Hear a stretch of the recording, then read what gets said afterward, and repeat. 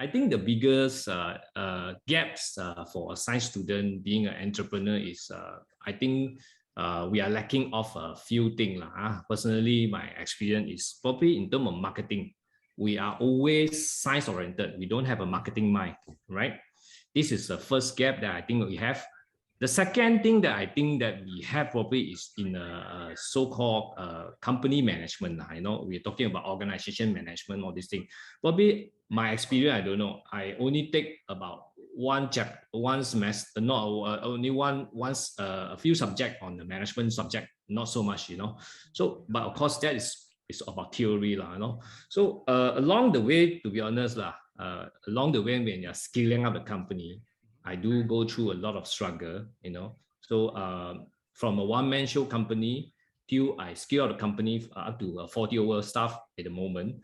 So definitely along the way, I also don't know how to be a good leader, So I might have a lot of anger when I come to management because of expectation of we have and the team member, how they deliver our expectation is the biggest struggle for me.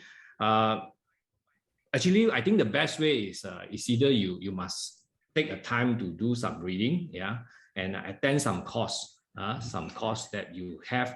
Actually, talking about how management costs that you have, some of the short course that you have, or looking for a mentor that can help you, or a coach to help you to grow.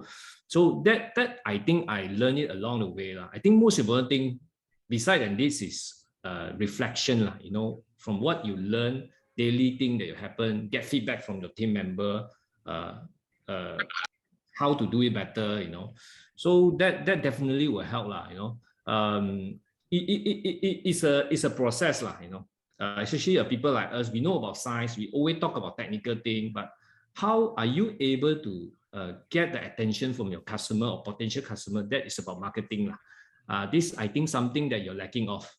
Personally, I also suffer with this because at the initial stage when I started the business, I talk about science thing, talk about how good my product, but I never say how my product able to solve the problem of your.